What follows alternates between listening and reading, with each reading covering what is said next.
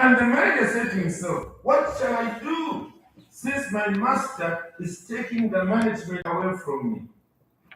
I am not strong enough to be, and I am ashamed to beg.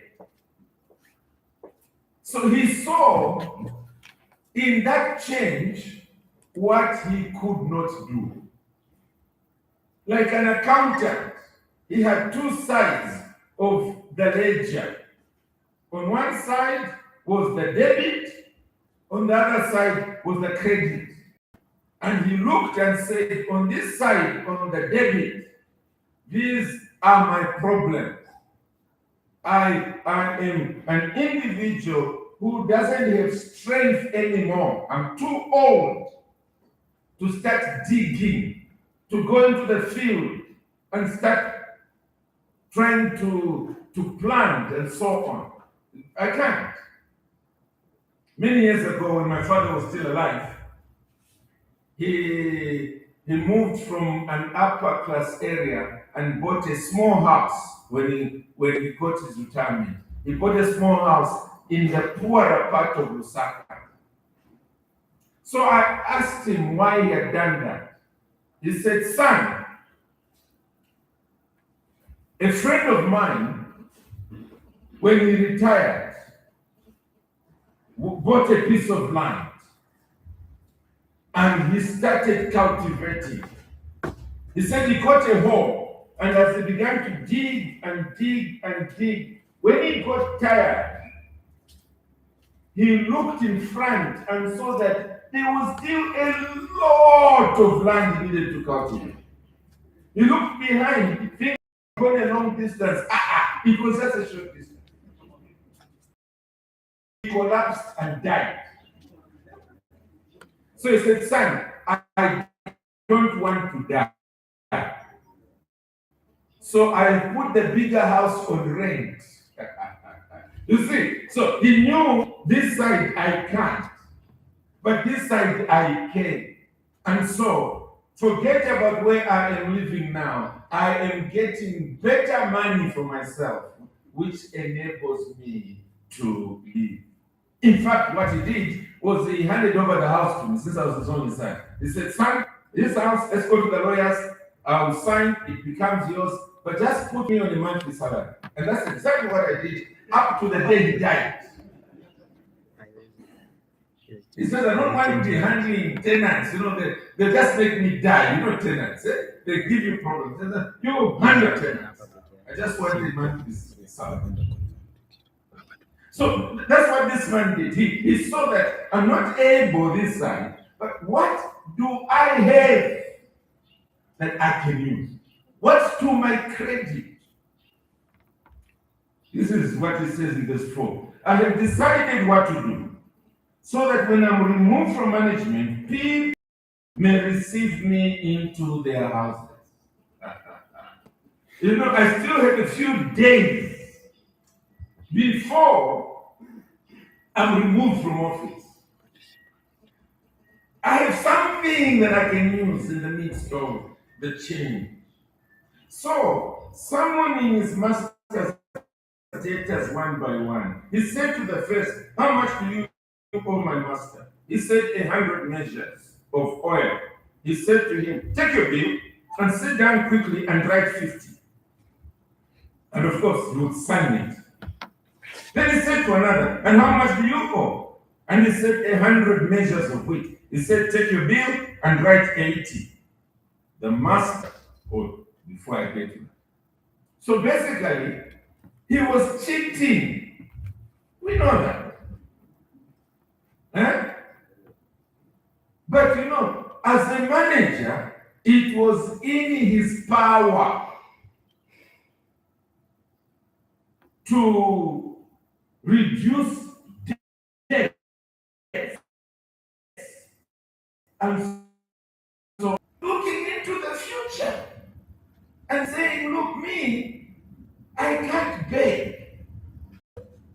But if I can use my office in this short time to make life easier for people who are owing this company, I'm using my power.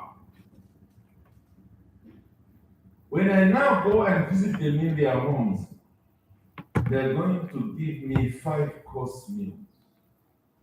And that's what he did. So finally the master comes and he sees what this man has done. And listen to this. The master commended the dishonest manager for his shrewdness, for the way in which the guy was sharp to realize this is what I better do for myself. Jesus makes the point, and this is the point that should rebuke us. For the sons of this world are more shrewd in dealing with their own generation than the sons of light.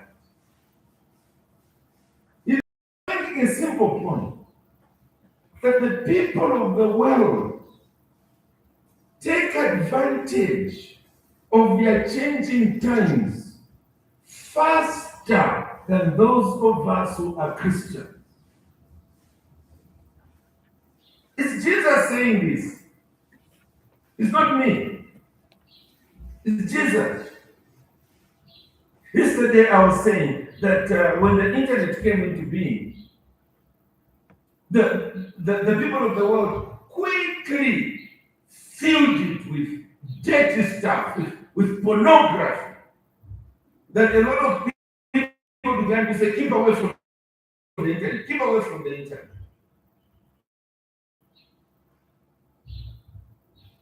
Wow! Those of us who are Christians were keeping away instead of flooding it with gospel truth. I'll come to that in a moment. But often that's the case. When there is improvement in any area, you find that business people, for the love of money, move in first before those of us who proclaim the gospel move in. Africa is a typical example. Before missionaries came from Europe to come into Africa, it was business people looking for raw materials who got here first. And one of the raw materials they were getting were human beings. And therefore, they were fishing out slaves from Africa.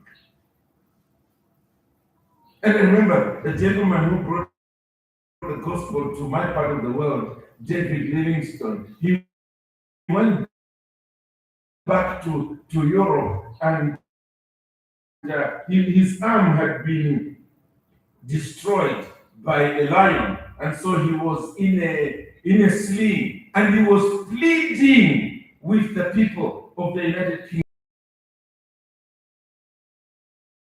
Central Africa,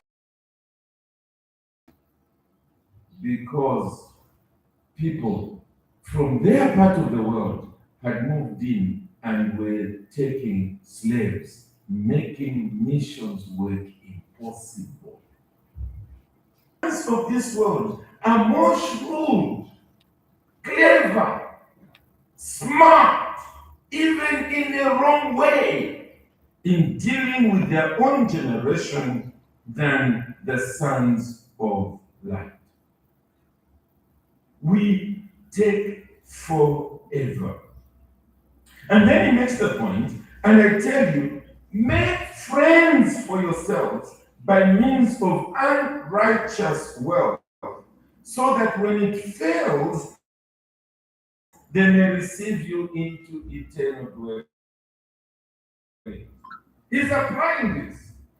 Obviously, he's moving from the natural to the spiritual, from the temporal to the eternal. That's the way he's applying it. It's of these things that are in themselves of no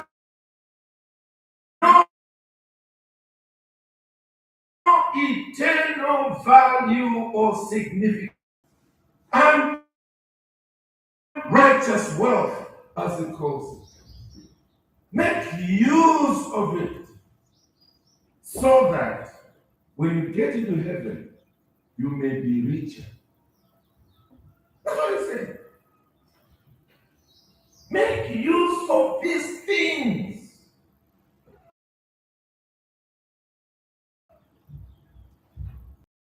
Righteous. Make use of them. And God will say, as we'll be hearing in our second message today, or third, since the second one, this is my brother here. Well done, good. Notice what it says in verse 10. And I love this because planes and computers and so on, we tend to think it's for the rich. It's for the rich. It's true. Most of that is for the rich. But we don't really have something to offer. Something.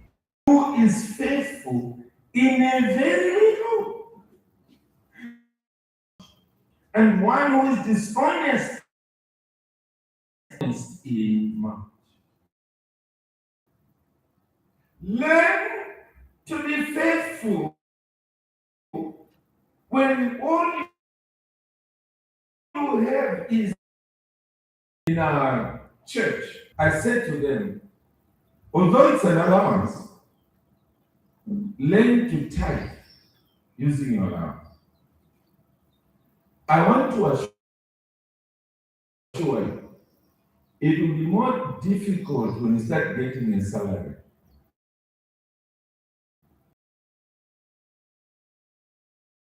With the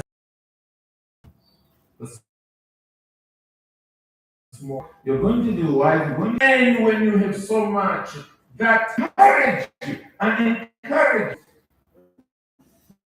you've got hardly anything to speak about. You may easily start saying to yourself,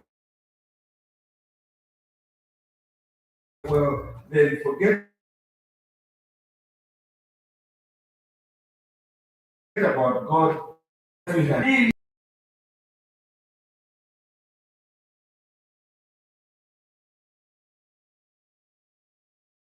I will be received when I get into my eternal dwellings, that I will